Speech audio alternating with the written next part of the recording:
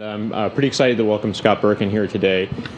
Scott was a longtime Microsoft guy, and he was part of the original Internet Explorer team, actually several versions of the Internet Explorer from the early days. And he set out on his own about 3 or 4 years ago to start his own consulting business and actually write books. And he wrote a great book called The Art of Project Management, which is where he first came up on my radar, which is, I think, the first project management book I'd ever read that actually talked about what life was really like versus the kind of pipe dreams of fictional Gantt chart, PERT chart land. And so I enjoyed that book immensely, and I was very excited to hear that he was writing a new book on innovation. So he's here today to talk about that book called The Myths of Innovation. So please welcome Scott. Thank you. So we good on volume? People in the back? You guys look so comfortable in the couches back there. You guys can hear me? Good. You guys just need to be smoking or something and it'd be perfect. Yeah, there you go. So first thing I have to do is reward the people in the front row, giving you books, because no one ever sits in the front row. And yeah, you get one. In fact, I have plenty of books. So this is a hint now because there are empty seats in the front 2 rows. So if you move forward, this is dynamic book delivery. If you move forward, you get books. See? Oh, check it out. This is so much fun. I'm losing my shoulder room here. Yeah, I feel like I'm at the zoo at the feeding time. You know. Now you guys get paid a lot of money, right? So like free books shouldn't be worth that much to you, but right. All right. Okay. Hey, you're in the front row too. You get a book. You pass them right through. Good timing. Okay. Actually, I was going to get rid of this whole stack. So who? Oh, you guys are all the way in the front. All right, there you go. There we go. Well done. You already have one. I only need one. Okay. Here we go. All right. The rest we'll save for later. Okay, so I have successfully dynamically reallocated space in the room. I'm very proud. That was a little social experiment because you guys haven't even looked at the book yet. You don't even know if you want one. But all right, so thank you, Ken, for the introduction. Thanks, Ken. And also Chad Thornton, who isn't here, was one of the people who helped get me here, so I wanted to thank him for arranging for me to talk to you today. So just so you know where I'm coming from, I'm going to talk to you about some of the topics from the book and some of the themes of the book that actually aren't even in the book. I'm going to go beyond the book. But I was at Microsoft for about 10 years. I was a manager guy there. I worked on IE 1 through 5. Worked on a lot of user interface features stuff there. Then I worked in the Windows group for a couple years. Worked in MSN for a while before I left in 2003. So that was 4 years ago. Since then, I've been on my own as an author and a consultant, public speaker. I wrote a book in 2005, which was a bestseller for O'Reilly, called The Art of Project Management. And this is my second book. It just came out. It's for sale on Amazon right now, but you guys are one of the first people to actually hold copies of it in your hand, at least those of you in the front row. The rest I'll give out. So I have about an hour. I'll try to end early, so maybe you can make it to your next meeting on time. And I'll say the last 10 minutes for Q&A. You ask a question, I'll give you a book. Pretty fair deal. So yeah, that means you got to stick around for the Q&A. It's all about incentive and reward. So the book's called The Myths of Innovation, which is kind of a curious title. The idea was take two things like chocolate and peanut butter that are good, and if you throw them together, no matter what happens, the result will be good. So the idea was innovation is an interesting topic, mythology is an interesting topic, what happens if you bring these things together.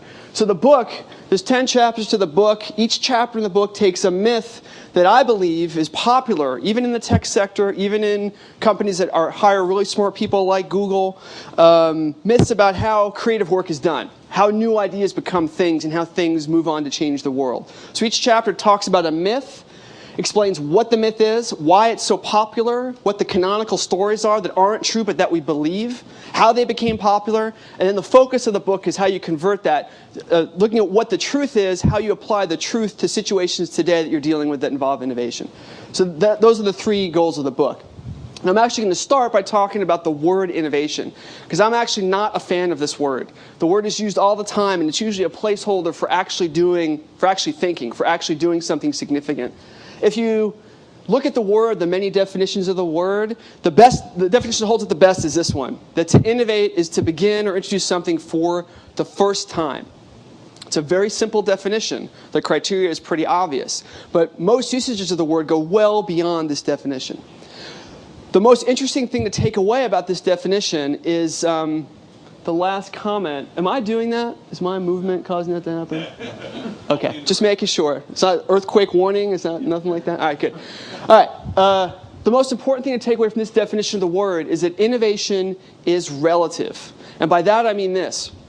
If I were to tell you something right now, give you a new algorithm for how to do something, give you a new idea that to you was new and interesting and useful, then you would see me as an innovator. But then when you went to some other meeting or some other company or went out with your friends and you told them that same algorithm or that idea, they would see you as the innovator. And on it would go. It's a relative process. So anytime you're doing something you think is innovative, it's only because of the context in which you are doing it. At any given time, there are things that you take for granted as obvious, things that you think are very simple, very easy to do, that someone else will think of as innovative. Imagine what goes on right now in the Western world. At least 1/3 of the world, the whole planet, doesn't have regular electricity, 24 hours a day. So the idea that you could do that 24 hours a day would be an innovation in many parts of the world. So innovation is always relative. And we're trained as engineers and managers and technologists and designers that we like to believe there's a universal scale of innovation. That one innovation is going to be better than the next one. And it's this incremental thing that you can judge that's purely about this abstract measurement. And that's really not true. The best lesson from all the history of innovation that I've read, innovation is always a social function. It's always relative to the context of the people who you are trying to apply an innovation to. Other common uses of the word that you hear all the time, sometimes the word innovation is used to describe whoever is first at doing something. Not that they've necessarily done something well, not that they've even succeeded, but they've done it first. So the first person to do it. Other uses of the word involve better, that it's not about who was first, it's about who won. Who created the better offering? Who got better reviews? Who got more market share? They're often seen as innovators after the fact, simply because they had something that turned out to be better. So there's a lot of misuse of the word. And I offer to you, anytime you hear the word innovation, you should become sensitive to it and ask people what they really mean when they say that word. Because most of the time they're being sloppy. And they're trying to apply all these words and glom them together. And they're trying to assume that the definition was something as concrete as this one, when really they mean something much fuzzier, much more ambiguous. The last thing I'll say about the word, this is the last etymology part of the talk, is about the difference between being successful and being innovative. That innovation is such a buzzword now that you hear meetings and conversations and business plans and startups that spend so much time focusing on trying to innovate as opposed to trying to be successful, as opposed to trying to be good, trying to make something that matters, that will solve a problem for people who are willing to pay for it. So in many cases, it's much better to use the word, is this progressive? Is this successful? Is this an improvement? Will this make things better for a particular person in a particular way? There's a much better way to think about managing than using the word innovation. Okay, let's switch gears a little bit. Are there any architecture majors or students here? Any architecture? No, good. I can pretend to be the expert. All right, good. Anyone want to guess what century this church is from? Just raise your hand and guess. 13th. 13th. Anyone? Other guesses? 12th. I'm going to say 16th. 16th. Okay. I'm actually not 100% sure. But the answer, I believe, is 11th century. This is about 800, 900 years old, this church. Now, when this church was made, I know this church is in Ireland. It's in Northern Ireland. It's one of many churches you could find if you spent an afternoon driving around Ireland looking at old churches. And it's not particularly significant in any architectural or historic way. It's one of many churches you could find that are like this. The reason why I call this out as an example is that at the time this church was built, in the day it was made, there are many things about this church that were innovative in that time. Everything about this church that we take as obvious or pedestrian or utilitarian, because it's like all these other churches we have seen, everything in there was one day proposed and probably rejected by someone. The fact that there's a stained glass window, the fact that there's a steeple, those were all things that were added and invented and created. We discount all that because today, those innovations have become successful and adopted. We no longer see them anymore as innovations. We assume that they have always been. And there's a word for this. There's a word for this kind of thinking, discounting innovations of the past, and it's chronocentrism. It's not my word. It's a word that Tom Standage coined in a book called The Victorian Internet. Anyone here read that book?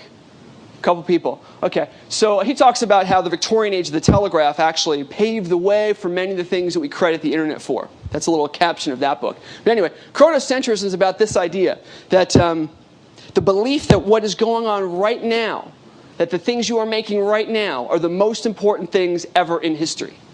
And the funny thing is that we're not the only people ever to have felt that way. that in fact in every age there was a group of people that felt that way. The Incas, the Mayans, the Egyptians, the Romans, the Greeks, they all felt that what they were doing was the most important thing forever and all time. So this is history of believing that technological progress and innovation is isolated to the present, to the moment, to the present moment. Now I call this out for two reasons. One, because there's a pattern here. There's a pattern of thinking about innovation. And if you can buy the pattern, the guy who proposed the first steeple, I mean, could you imagine what that conversation must have been like? I mean, the church is generally not the most progressive group to work with. And if you have a new technological advancement, could you imagine what those discussions must have been like? To have that first idea accepted was probably very difficult. So there's a pattern around thinking about how innovations get adopted. And that pattern applies very well throughout time, throughout technology, throughout time. And chronocentrism is a denial of that fact. Anyone know what this is a picture of? This is the second detour on our history lesson section of the talk. Yeah? That, if I remember rightly, it's a solar system model. Yeah. You keep thinking. We got someone else, yeah? It's an astrolabe. It's a what? Astrolabe. Astrolabel. From where? From Greece. Greece. Okay. Yeah. Do you know the... Antikythera? Yes, very good. Antikythera. So Antikythera is an island off of Greece. It's a Greek island. And this was discovered several decades ago. And what it's believed to be, we're not quite sure of its function, what it's believed to be is effectively a very early version of like the Babbage engine. It's a mechanical computational device. And this is at least 2,000 years old, somewhere in the ballpark of 2,000 years old. Now, there's a couple of reasons why this is not a popularly known example of technology. The first is that it's not entirely well understood what its purpose was. But the second, and more important, is chronocentrism.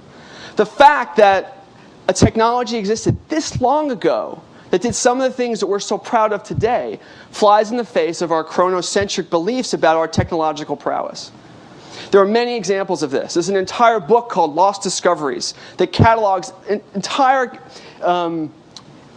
realms of technology that fall into the same trap, where things that were developed and invented and understood and even used in some cases were eventually lost and then rediscovered and were claimed to have been done for the first time by a different civilization.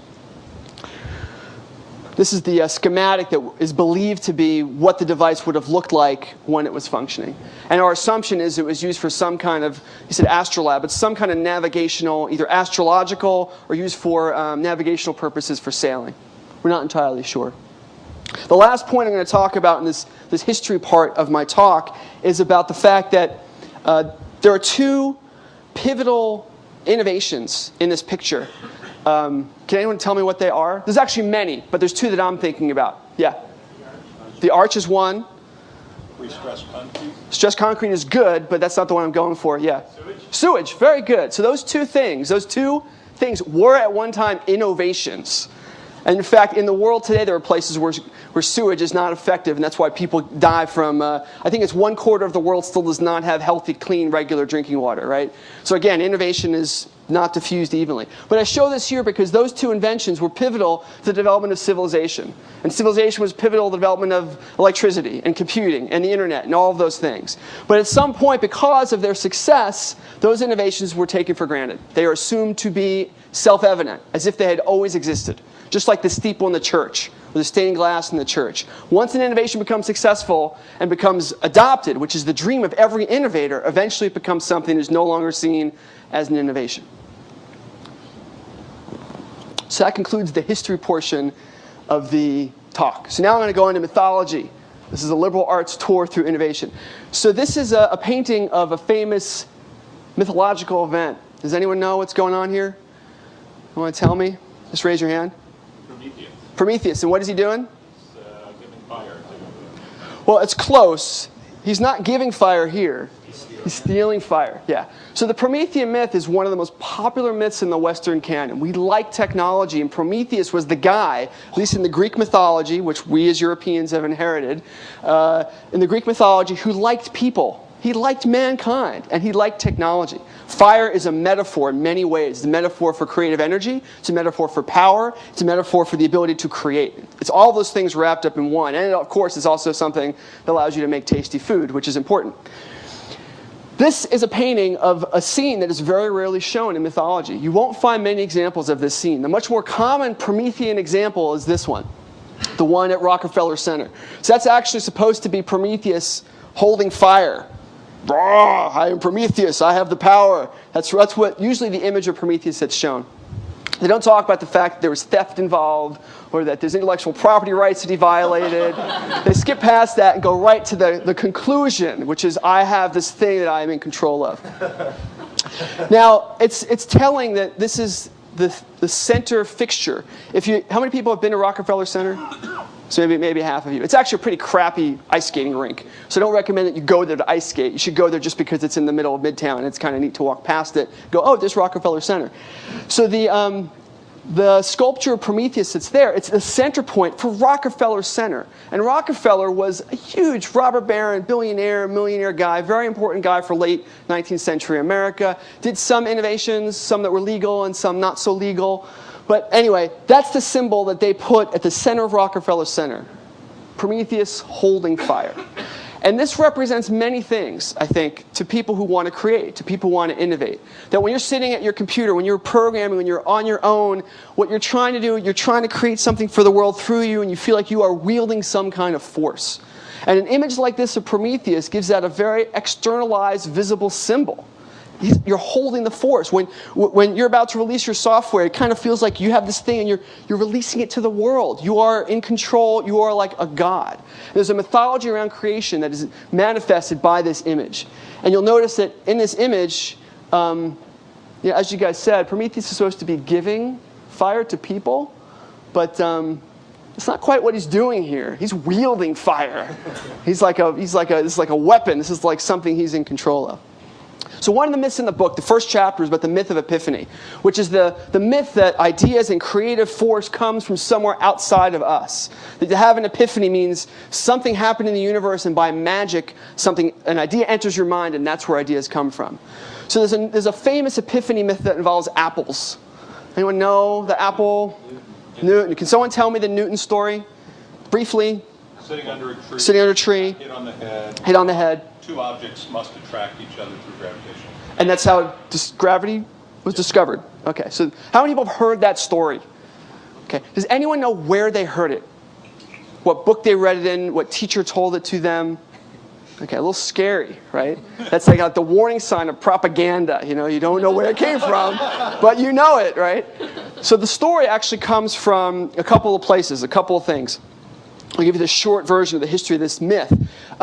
Newton had Newton's biographer. This is late in his life. He's 60 or 70 years old. He's a biographer writing his life story. And the biographer's trying to figure out, how do you get your ideas? Where do they come from? And Newton tells a story. I'm paraphrasing here, but he tells a story of how he likes to observe things in the natural world. He looks at the universe and the things, and he says, well, how does that work? Why is it that way? And he mentions an anecdote about looking out his window at a grove of trees, and that he might see an apple fall and wonder why that happened. So Newton, late in his life, is telling a biographer about observing an apple 30 years earlier. That's the story that is in the biographer's book. So from there we go to Voltaire. Voltaire, who was an innovator, he was a passionate guy, wrote all kinds of great stuff, got in trouble for it, was exiled from his country for writing great stuff. Voltaire decided Newton's ideas were really cool and he wanted to promote them, so he made the story one step closer. Newton is actually sitting there watching the apple fall right in front of him, and that's where gravity comes from. So Voltaire used the story of Newton and the apple falling as a way to promote Newton's ideas. And it's a better story. It's not outside of a window far away. He's now actually first person. He watches it fall. And then another 60 years go by, and another writer, Disraeli, I believe Disraeli, tells a story, and it's like a joke, it's like an aside, of what if Newton were to be hit by an apple. It's a total aside that was told 100 years later by someone who had never met Newton and never met Voltaire. And that's the story that we know, which came from this iconic,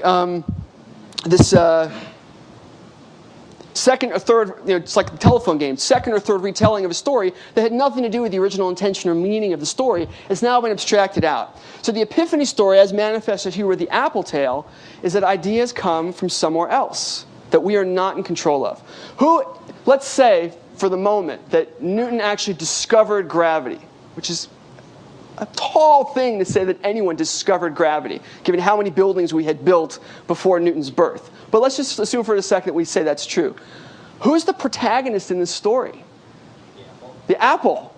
The apple's doing the hard work. The apple is motivating action. Newton is a slacker. Yeah, he's lying there. Well, that's it. He's lying there under the tree, right? What is he doing? Nothing. The apple hits him on the head, and that's where the idea for gravity comes from. Now, the truth is, everyone knew about gravity. They built lots of buildings, and the Romans had built their irrigation stuff. We could build churches. We knew about gravity. We could not define all of the math, and that's really what Newton did. He characterized the mathematics of gravity and documented it in a way that could be reused for other purposes. And it took him about 15 years to do that. 10 to 20 years before that's how long it took him to finish and publish his treatise, the Principia Mathematica, I think is what it's called. So even if the apple had struck him on the head, there was still 10 years of work required to document and do what he had achieved. So that's the myth of epiphany. So the first chapter of the book is all about the different kinds of epiphany myths that exist, why they're popular, and what the truth is, given all the research that we know about how creative activity actually gets done, what the truth is about where creative ideas come from. So I'm going to switch gears for a second and talk about corporations. I actually have 3 parts. I got this middle part's about corporations, then the third part's about giving you some advice, pulled from stuff in the book, and then we'll break with 10 minutes left for Q&A, and I'll give away the rest of the books. So I wanted to talk for a couple minutes about 3M. Anyone here know what 3M stands for? Minnesota Mining and Manufacturing. Can someone here tell me a product that they use made by 3M? Post-it notes. So what does Minnesota Mining and Manufacturing have to do with office supplies? Nothing. They manufacture it. Okay. But not in Minnesota and not with mining supplies. 1M, right. So the story of 3M is fascinating for this reason. In all the research I've done on corporations, the history of innovation, 3M comes up again and again as a stellar example. If you think of innovation at the grand scale, you're thinking of industry, you want to innovate in industries, multiple industries.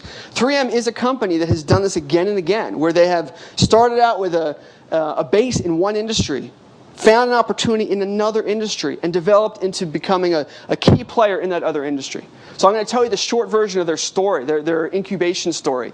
They started out in the late 1800s, early 1900s, and they were entrepreneurs. And in that time, this is industrial age. This is pre-electricity dominance in America, industrial age. Entrepreneurship meant minerals. It meant mining. It meant you were providing tools that would accelerate or contribute to the Industrial Revolution, the late part of the Industrial Revolution. So they discovered there was a mine near them they could buy that had this mineral that was used for abrasive tools, for like buffing and scrubbing metal. And they invested all this money in this mine. They started mining, and they're like, yeah, we're going to have stock options. It's going to be great. It turned out that the stuff that they had mined was the wrong mineral. It was the equivalent of fool's gold. It looked like this abrasive mineral, but it wasn't. So all their money was gone. So they had to decide what to do next. And rather than give up, these guys were serial entrepreneurs in the late, early 1900s. They decided, we're going to do this again. We're going to pick a different mineral. And they went after a mineral that was used for sandpaper. So staying in abrasives, but they're going to a different particular mineral. And that was where 3M started their successful business. And it took them about 10 years, not an overnight success, it took about 10 years. They had a stable, productive, growing, healthy business making abrasion materials to use for sandpaper products. A few years go by, it's 1915, 1918, I don't remember, somewhere in there. One of the engineers who's making sandpaper, that's his job, he's a sandpaper engineer. Right? That's his job title. It's on his business card. I engineer sandpaper. This is all new stuff, right? At the time, that was cool. He could go to a party and say that, and girls would talk to him. It was great. So he shows up at one of his clients with some new offerings they have for sandpaper, and he notices that they're working on a problem that they can't solve. The problem they're trying to solve, it's an automobile manufacturing company, and they want to make a surface that has 2 tones of paint. It's black and gray, and they don't have an easy way to separate the two and reliably reproduce this. So he looks at this problem and goes, well, the sandpaper stuff, I have adhesive on the back of it. It's got 2 materials that are bonded together. Maybe there's something I could do. And he starts playing. He starts prototyping, going off on his own. He starts playing around. He starts to like some of his early ideas. They're not complete yet, but he needs more time. So he goes to his boss and says, hey, I got this idea for a thing for automobiles. Can I get some time to do it? And his boss says, 3M, Minnesota Mining and Manufacturing. Helping automobile companies paint their cars is not our business. Go away. Go back to work. Engineer goes back to work. He can't help himself. He likes his problem. He keeps working on the problem, gets it further, goes back to his boss. Boss says the same thing. Goes back a third time. Boss says the same thing. Eventually he decides he needs to go stealth. He needs to go into skunkworks mode. And he knows he has some budget control. He can write receipts for up to $90 or $99 or something. So what does he do? He needs $3,000 to finish his prototype. He writes as many $99 receipts as he needs to and finishes the prototype. Finally, he has his prototype, and he shows it to his client, he shows it to his boss, and it works. And it's masking tape. This is the invention of masking tape. There was no masking tape before that. This is the invention of masking tape. There was no duct tape yet. Masking tape. Now, his boss eventually conceded this was a good idea, and they made it into a line of business. 3M now has masking tape. And that business grew. It grew faster than their sandpaper business did. The boss's name was William McKnight. And he looked at this and said, you know what? I was so wrong about this. I was dead wrong. You had to tell me 4 times to try this idea before I supported it. I don't want to make that mistake again. And William McKnight became the chairman of the company and embodied this philosophy of trying never to make that mistake again. And I'll talk more about him in a second. But that mentality is what led 3M to go from being a mining company making sandpaper to being a company that makes Post-it notes, being a company that makes highlighters, being a company that makes this wide range of products. There are very few companies that have succeeded on that scale. General Electric is another one, but their history is a little bit more complicated. So William McKnight, let me talk about him for a second. So William McKnight wanted to say, how do I make a pattern out of innovation? I screwed it up the first time with masking tape. I don't want to screw it up again. So he spent a lot of energy as a manager trying to correct the mistake that he had made. He's actually the guy, I forget what you guys call it here, 10% time, 15%, 20%? 20%. So that concept, the first use of that concept that I found in corporate history is 3M. They called it 10% time or something, 5% time, but they had the concept in their charter that every employee has the right to go and protect some percent of their time at work using corporate materials to do whatever they want. Let me read this. This is from a philosophy document that William McKnight wrote. It's 2 paragraphs long. I'm breaking a cardinal rule of presenting by having paragraphs of text up there, but let me read this for you because it's really good. As our business grows, it becomes increasingly necessary to delegate responsibility and to encourage men and women to exercise their initiative. I'm going to read this one because that's making me dizzy. This requires considerable tolerance. Those men and women to whom we delegate authority and responsibility, if they are good people, are going to want to do their jobs in their own way. Mistakes will be made, but if a person is essentially right, the mistakes they make are not as serious in the long run as the mistakes management will make if it undertakes to tell those in authority, meaning those delegated to, exactly how they must do their jobs. Management that is destructively critical when mistakes are made kills initiative. And it's essential that we have many people with initiative if we're going to continue to grow. So that was his attempt in 3 paragraphs to embody his philosophy of managing innovation in a large company. This was a document that he wrote. I really can't look at that. It'd be embarrassing if I passed out in the middle of the presentation. 1948, that was when he wrote this. But he lived this and believed this for many years before. So this is 60 years old. This idea is 60 years old. So I want to ask you guys a question. I want you to think of your manager or your previous manager, or if you want a manager at a company you worked for before Google, if your manager's in the room, you can use that as your way out. I want you to think of your last manager, the last person you worked for, and think about whether they embodied this set of principles. How many of you think that the last person you worked for embodied this set of ideas? Okay, 10, 15. I'd say maybe 20% of you say yes. That's 1 out of 5. Is there a question? Yeah. So it's not always the managers who are making the mistakes. Sometimes it's the introduce processes that lead to that result. Okay. So I'm not sure, how does that change your answer? It's not an individual manager who made that decision to do things a certain way. Okay. So you would not give the manager full credit or blame them fully for this? Okay. Okay. Fair enough. Fair enough. So only about 20% of you raised your hand. So that means that the other 80% of you have worked in environments, I'm assuming had some motivation or goal to be innovative that failed to live up to these principles. So my point here, this is about the chronocentric thing again. These are a set of philosophies that are old. Okay? They come from manufacturing, come from office supplies, which we would perceive as being technocentric-minded people all work in the tech sectors. Those are antiquated, dead industries. But there's something here, there's an essence here that's essential to effectively innovating. And this is one of the themes of the book. One of the themes of the book is that these ideas this is the hard part, especially this. Mistakes will be made. Could you imagine a vision document or a plan or a corporate charter that said that? That your budget would say $30 million, you can. It's one of Google's 10. That's great. That's fantastic. 10 things we found to be true. Good. Yeah, I've read that. Yeah, that's fantastic. Well, you guys, I'm sure you believe that you're an exception, that it's rare that companies would do that. Mistakes will be made is very difficult for most managers to swallow. Even managers in groups that are chartered with, it's one thing to say that mistakes are acceptable. It's another thing to make one and then deal with the consequences. Even in an environment that says it's accepting of mistakes. There's usually passive-aggressive or contradiction in terms in how people deal with that situation when it actually arises. Another myth, this is a myth that only shows up briefly in the book, is about organizations, size of organizations. So this is a picture of Saturn V rocket, the Apollo space program. The space program is in the Apollo 13 movie. The space program started in 1961, 62, and the space race mostly ended in 69 when we landed on the moon for the first time. So in that period of time, does anyone want to guess at how many people were involved in the U.S. space program? How many people? You get a book. If whoever's closest gets a book. 5,000? 500,000? 30,000. 30,000? 100,000. This gentleman's correct. It's 500,000. Now, I'm including, you have to figure that NASA was actually the coordinating organization. Good answer. Did you work for NASA? Okay. You can't get to keep the book anyway. I'm just curious.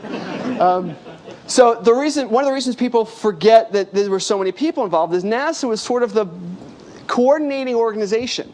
But all the individual engineering work, all the individual innovations were done largely by different companies.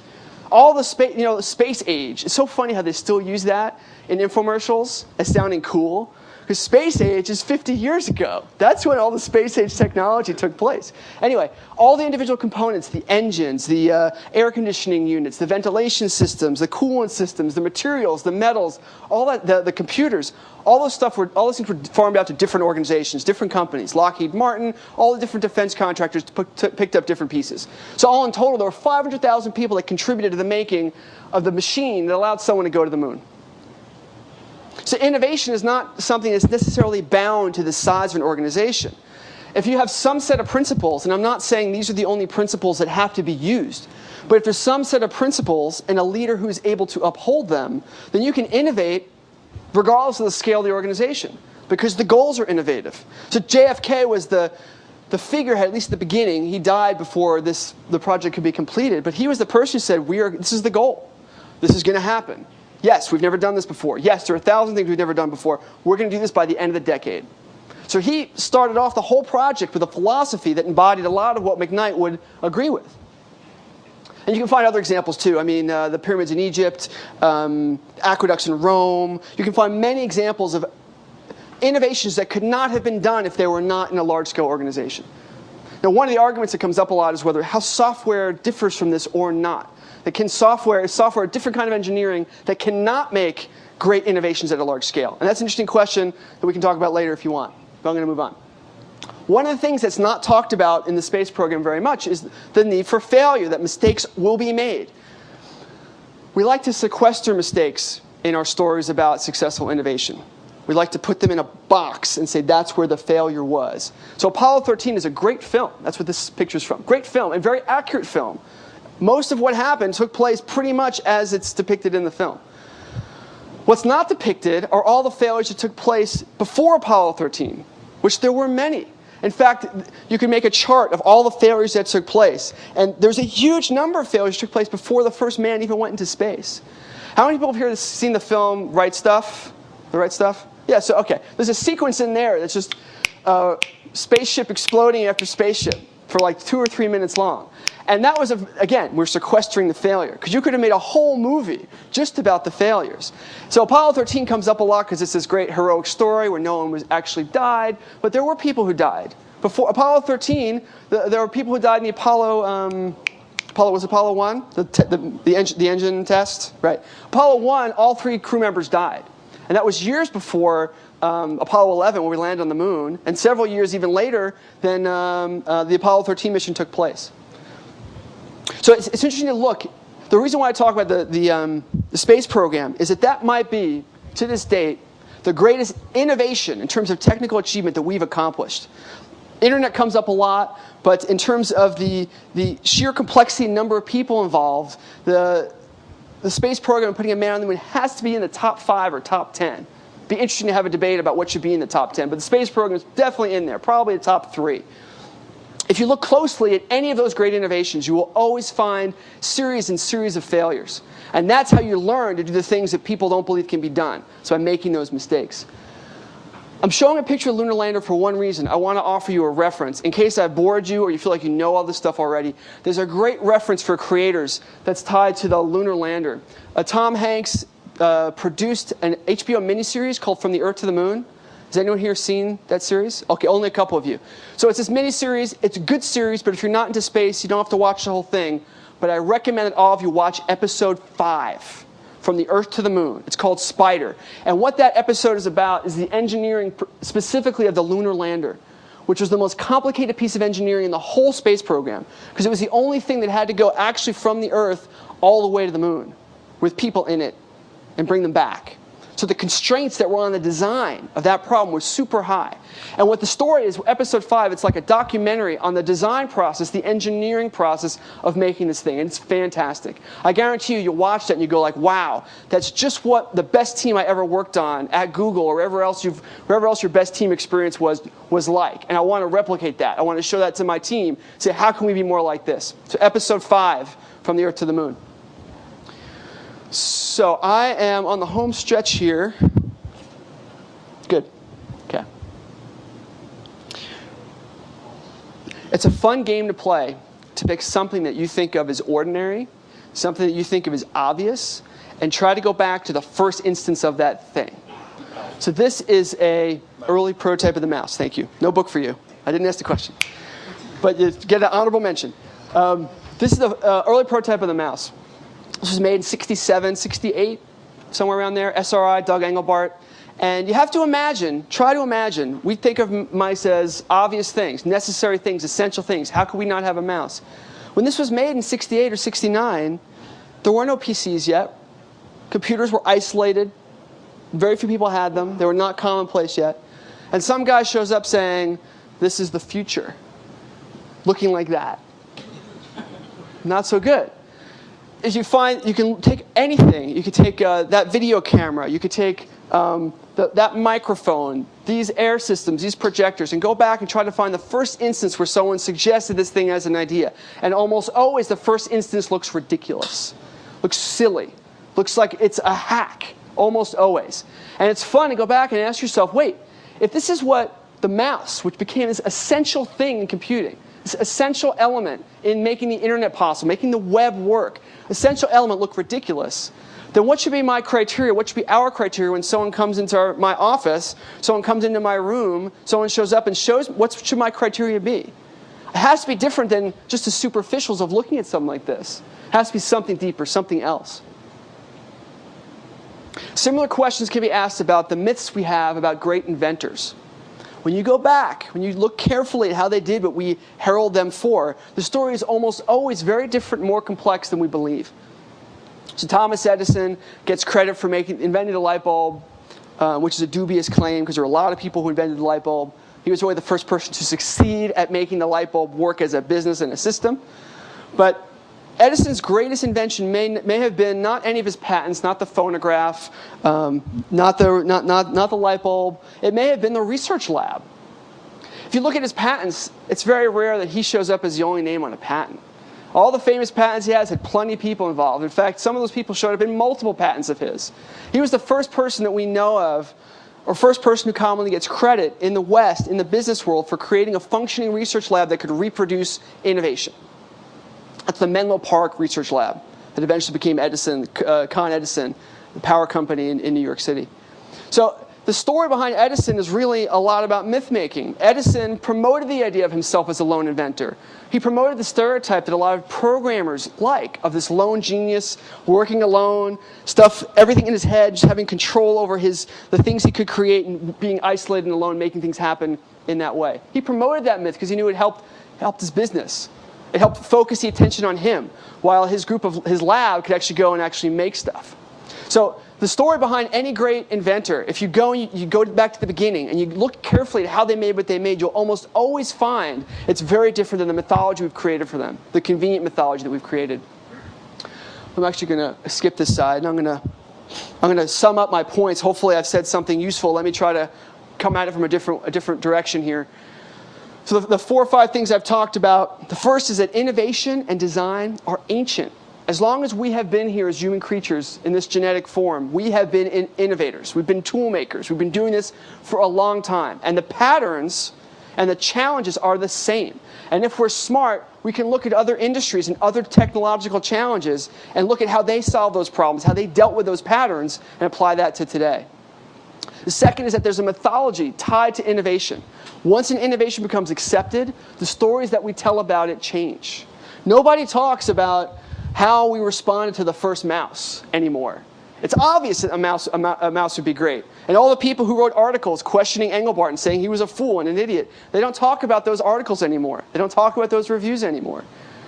As soon as something becomes accepted, there's a mythology that forms. And if you want to be an innovator, you want to be a star innovator, you want to come up with great ideas, you want to develop ideas into things that help people, you have to break those mythologies apart. The fourth is that organizations of any size can innovate. It's a misnomer. It has much more to do with how the group is managed and what the goals are, what the intention is. So I have about 10 minutes left for questions, and I'm happy to answer questions about anything I've talked about, or if you want to ask me something else innovation-related that you hoped I would talk about but didn't, I'm happy to entertain your questions, and you'll get a book. Yes? So what myths do you think Google has around it that are questionable or ones we should be aware of? Whoa. Okay. Yeah, that's it. Yeah, so that's an excellent question. Could you pass this back to him? That's an excellent question. It's just that you guys outnumber me, and I used to work at Microsoft, so I know there's a dungeon underneath Building 42, and I don't want to end up there. I guess the first thing that comes to mind is there's this double-edged sword of uniqueness, the perception of uniqueness. And I think every great company has that. They believe that we are so different. We've done this so much better and smarter, and we're clever and unique. And they forget that just because you are unique doesn't mean there aren't similarities to what other groups have done, other companies have done that you can learn from at the same time. That it's not either or. You can be unique and still have situations that you can learn from what other companies have done. So that's the first thing that came to mind. Yeah. I was just thinking the same thing when you mentioned how previous cultures have had the same instance of it, and it just sounds a lot more like arrogance than being better. Sure. Yeah. Okay. Yeah, in the back. I was just curious, if you look at the story of Bill Shockley and the invention of the transistor. Yes. He managed the team that invented the transistor. And then Would you mind coming forward? I can barely hear you. Thank you. He managed the team that invented the transistor and then came out here and founded a research lab that just hemorrhaged money for its entire existence, at least as far as I know. So I guess my question is, at what point do you draw the line between, spending the money and entertaining the ideas that might have potential for innovation, or just losing money until whoever's got the money and is paying you decides that they've had enough, which is what happened to Bill Shockley. I guess I don't quite understand the question. Just give me the last part again. I didn't quite. Well, I mean, how do you decide between A or B? about the mouse, for example. Yeah. People laughed at him, or the masking tape. Tape example. But there are a lot of things that don't turn out to be products. Okay. And if you have, if you entertain every idea that comes across your desk, you're going to lose money. Fair enough. Yeah. So how do you decide? Yeah, how do you balance it? Okay. I don't think there's an answer. There's no algorithmic answer to that question because there are too many variables. There are way too many variables, and that's why innovation is hard. That's also why so many of the books about innovation try to say, if you just do these 5 things, you will win. And that's a lie. That's one of the greatest myths about this whole thing, is you can't possibly, to put it another way, you can do everything right that you have control over and still fail. for dozens of different reasons. You can fail because a war breaks out. And the day you're going to launch, like think about this. I wonder about how many businesses were supposed to do their business launch on 9/11 that went out of business. They had great ideas. They had a great new product, but because they were launching on that day, they didn't have the money to come back around again and launch again. There are all these things that are out of your control if you are innovating because you are doing something new. So how do you decide? You have to put into play a whole bunch of variables that you can't control and decide which bet you're going to make. Which bet you're going to make. And I think a smart company, and you guys are famous for this, you can tell me if it's true or not, but that you want to have a lot of things going. And you want to have a cycle where every so often you're looking at the hopper and saying, okay, we've let these 3 or 4 things go for 2 months, 3 months, let's pick 2 and fully invest them now. And then we'll do that again in 3 months, and we'll keep going. That's a pretty smart, organic, Darwinistic approach, and that makes a lot of sense. But there's money that has to be spent to support this incubator, right, while you're waiting for those things to surface. Yeah? Exactly what you mean that innovation is relative. Because surely, if you do something for the first time ever, that would be like an absolute innovation. And when you mention the idea that, that clean water is an innovation in large parts of the world, I mean, it's not, like the idea is already there. And so I'm not quite sure how that would count as an innovation. Okay, well then, when you start breaking down in the definitions, it gets fuzzy really quickly. So I guess what I mean by innovation is relative in that some of the ideas that you have working at Google, if you walk over to the building across the hall and say, blah, blah, blah, idea 27, they go, yeah, we know that. You keep going and go to the next building over, they'll be like, wow, that's the best idea I've ever heard. That the value of an innovation on the innovation scale is always relative to people. It's relative to culture. That's what I mean. We like to think that there's this technological scale of the universe. And at the top is God or divine power or whatever. And at the bottom is, I don't know, ants or what, there's some scale. And you're always moving up the scale. And that's a very limited way to think about innovation. A much more useful way to think about innovation in this industry, or if you're trying to think about how to make the world better, is to think about it in the relative way. I have this idea, it's useful to who? Rather than this idea scores a 27 on my universal innovation scale. That's my point. Does that answer your question? But if you come up with something that's the first time it's ever been done, then surely that must be innovative on an absolute scale. Okay, so I'll give you an example, right? This example from the book, the light bulb. Hey, Edison, light bulb. No one ever thought of lighting things before? No one ever thought of making an object that you could put somewhere that would illuminate a room? Candles, gas lighting, arc lighting. Go back to the beginning of this. You can always find the fancy word is antecedent. There's an antecedent. There's some idea that was before the idea you think is so amazingly unique that set you up for it. Yeah. Do you think of standardization as a competitor to innovation? I think it's more complicated than that. I think that you have to. Here's what I'll say. Any standard that exists, you will find an innovator who thinks that. If I have a new protocol that I think is better than HTTP, then I will think the standardization of HTTP inhibits my innovation. So I'm using the relative argument again. Any standard that exists, no matter how good you think it is or we as a collective think it is, we'll be able to find a group of people that think it's the worst thing ever and is preventing progress from happening. So there's an inherent tension in the history of technological progress between, it's like a pendulum that goes back and forth in any field, that things are chaotic, so people push to standardize them. It gets standardized too much, it gets bureaucratic, it's no longer growing, and then something new comes along and displaces it, and then it starts again. So I wouldn't say that it inhibits it. It's a necessary part of the cycle. You're always going through cycles of standardization and then chaos and back and forth. Yeah. Yeah. You sound like you're a fan of innovation, obviously. Have you done any sort of study as to, if you took sort of, I don't know, the 1,000 most successful businesses over the last 200 years, how many of them were underpinned by innovation and how many of them just did something and did it well? Yeah. I don't know that I'd say I'm the biggest fan of innovation. I find it's a fascinating topic. I think that if you were running a small business on your own, with your own money, you wouldn't be innovating nearly as much as you would be if you're in a big corporation that is paying your salary no matter what the outcome of your innovation is. And I think of like if I had a pizza place or a corner store or something and I had this business I'm running and I finally get it working that I can make a living, I'm probably not going to reinvent my menu every week. I'm not going to reinvent it every month. I'm going to find a pace that I can manage that allows me to control change so I'm not getting left behind, but I am not racing to innovation. So if you look at the greatest corporations of all time, the ones that have lasted, they tend to be one that focus on, they find a way to balance the expense of innovation with long periods of pulling efficiency out of the previous innovation. So General Electric, IBM, who else? Intel is a good example. For a while, you could look at some of the car companies were actually good on that kind of thing, but not so much anymore. Yeah, in the back. We're talking about precedents and ancient innovations. Do you think there exists some kind of separation at which point the technological sophistication will become so intricate that you will not be able possibly to innovate something unless you have billions and billions of dollars of investment and yeah, I think that's definitely true. I think, I mean, you guys will laugh at this, but look at Microsoft Windows, right? You have a technology there that is 15 years old. And the complexities that people who work on Windows deal with, it's enormously large, and that inhibits innovation. And at some point, that has to decay enough that a new entrant could come in and be a superior offering to people. So I think that's definitely true. It's just a question of how long it takes, and how long it takes before a new entrant is able to actually provide something superior from the old entrant. But yeah, that happens all the time. I mean, even outside the tech sector that happens. It happens in the automobile industry. It happens in every industry.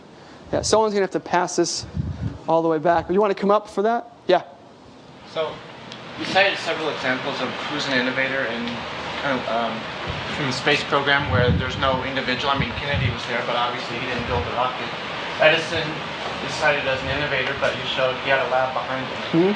And then you had the masking tape guy who really did, but we don't know who he is. Oh yeah, I think Art Fry is the Post-it note guy, but I forget. I know his name. But it's not commonly known. No, it's not. So who's the real innovator? I mean, is it the individual, the group, the guy with the business? It's a great question. So there's a chapter in the book. There's a chapter in the book called "The Myth of the Lone Innovator." That's all about this question, and that's one of the reasons why the patent system is so frustrating. Is because the patent system forces us to identify a name. It says who invented it. Is it Fred or not Fred? Is it Joe or not Joe? And when you break it down, when you follow the history of I went and I borrowed from this guy. I went and I looked at what he had done. There's so many fuels that contribute to any innovation. So I think they all deserve credit. They all deserve partial credit. So the masking tape guy, I feel really embarrassed now that I don't know his name. The masking tape guy, it might be Art Fry, but I think Art Fry is Post-it notes. Anyway, the masking tape guy, his boss, William McKnight, eventually said yes. William McKnight had a boss who eventually said yes. So there's a collection of people that are involved that have to get some credit. But I think it's fair to say that whoever's the champion of the idea, whoever has the most at risk in supporting an idea, those are the people that deserve the credit because they had something to lose. Yeah. Yeah. So you said that we've been innovating essentially since the dawn of time or something like that. I wonder if you're familiar with a current recent bestseller called Before the Dawn? Dawn. Okay. Which is indeed about the fact that this isn't true.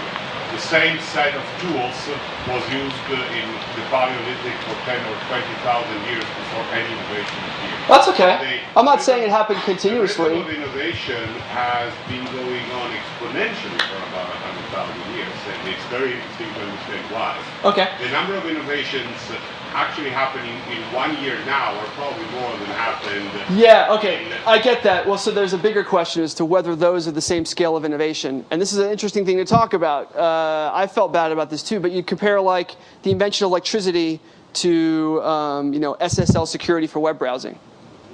They're both innovations, sure. Which was more significant? Would you put those on the? If you're the universal innovator scaling system, you couldn't possibly put those two things in the same scale. And I guess I look at the patent system. I'm like a wannabe student or fan of the patent system. I look at patents as they go by, and you look at like the last 100,000 patents compared to the first 100,000. And there's this radical scale of significance as a human being for what they mean. So I agree with what you're saying, that there's an exponential curve to the number of things that we assign as inventions. But their significance, I don't know that we can say that the significance is climbing. It seems to me, sometimes I feel like, and this is anecdotal, I don't have data to support me on this, but sometimes I feel like the significance of them is declining. Or the scale of them is declining. But anyway, so the book Before the Dawn. Yeah. Before the Dawn. Okay. Yeah. Oh, you got one? Richard Drew. Richard Drew's the author. No. Oh. Masking tape guy. Oh, thank you. Very good. Okay. His name might even be in the book. I don't know. Oh, it is? Okay, thank you. Good. Feel better. Yeah. During the research for your book, you probably talked to a lot of people, and Google always comes up around innovation. And I was wondering, what do people say around Google innovation? Why is Google innovative, or out innovates people? Or... I don't think they know. I don't think that they know. You guys have a fantastic profile. I mean, you guys are the. You guys come. Actually, you guys are in the first chapter of the book. I've been here a few times before, and there's a story from. I snuck on a tour. That's the opening story of the book, and I chose that because if I'm writing a book in 2007, it's a good place to start. Is what makes a place innovative. But in terms of Business Week, we're number 2. Apple is number 1, and 3 is number 2. Yeah. That's the latest. But how do they come up with that number? 1,200. Yeah, but I know that. But you got to figure it's 3 editors in a room with some beer, and they're like, "Oh, come on! I think it's Apple." No, have you seen the iPod? They go back and forth. So the short answer is that I don't think people know. And you guys, I remember this when I worked at Microsoft, is I'd read the high-profile articles about my company, and it'd be like, okay, like some of it's right, but some of it's, whoa, like I haven't seen that. So you probably read those articles, and you correlate for yourself how Google's being portrayed compared to how you experience Google. And you probably have a better sense of it than I do if you're reading those things. Yeah? So a lot of times innovation also kind of goes hand in hand with need finding, and I didn't hear a lot about need finding, and I was kind of need, N-E-E-D? N-E-E-D. Okay. Need finding in the sense of, even mythology was about need finding, the need to explain ourselves Yes. in the universe. And so I was wondering, when you talk about innovation and these things that come up, it seems like you look at them from the standpoint of, oh, here's this great idea. And I'm wondering what you see as kind of the precursors of actually doing the need finding and the studies that happened beforehand that led to that. Yeah, so there is a chapter in here. I feel like an idiot. I don't remember what's in my book. Chapter 9 is problems and solutions. So it talks about the fixation that most people have about, I want to be creative. I want to innovate. I'm going to sit down and innovate now, versus the other approach, which is I'm going to look and see what's broken. I'm going to see what's not working, and I'm going to try to fix that. And if I need to innovate to fix that, then maybe I will. But I'm going to focus on the need. I'm going to focus on trying to find needs. So my position is that needs, there's way more examples of people starting with a need and a problem who innovated on their way by accident because they needed to, rather than people who sat down and said, look, I'm going to prove how smart I am. I'm going to innovate today. And just, let the muse strike me. There's definitely supporting evidence that needs analysis and going out to customers and paying attention and observing is a fertile place to be innovative or to start the process of being creative. Maybe one more question and then pass this back. Yeah. So the thing about the space program, one of the things that we seem to have a little luxury here is that we do have like this 20% time where you can just do something that has no accountability. It's okay if it fails. It just goes away. The space program, like you said, it had the end of the decade, we're going to be at the moon. And we don't know how to do any of this. And we're going to have to invent a bunch of stuff. So is there something that you detected that made it so that you could have macro scale accountability? It's a great observation, and I agree with you that they were in a different set of circumstances. It was also nationalistic. They felt that if this was symbolic of the Cold War and that losing space would mean losing the nation, that whoever got to space first could drop bombs on the other guy. So there was this threat, there's this real threat. I mean, if you guys work at Google or if I work at some other startup and I go under, okay, I'm out of a job. Okay, like that's bad, but I'll survive. This scale of this was much greater. So I think there is something to be said for pressure. There's something to be said for feeling like you're up against the wall and you have to do this. There's no other way out, like the Apollo 13 story. I think there's definitely support for that, but I don't think I've answered your question because I've forgotten what it was. I got so excited by what you said, I just lost myself. Yeah, you want to give it to me again? Okay. How did they do it? How did they do it? So I've read a bunch of books about it, and there's no magic. I think you just had a bunch of. They had Von Braun was another great guy who's played a management role. The guy who managed the lunar lander. He wrote a book about the lunar lander process. He seemed like a solid guy. I think a bunch of the right things came together, and there's no one element that I would call out and say, okay, we've got it. Now we just put that over here. There were too many factors. Back to your no algorithm. There's no algorithm. I don't know how you replicate that. In fact, you can look at NASA today and say how they're, gee, I mean, some of it you have to go back and say JFK planted the seed that was very clear and coherent and concise that people could refer back to. Maybe that was the closest thing to a magic element, is you had someone like him who began it in the right way, and then he died. So there might be a lot of mythological power in that story, but that's just my guessing.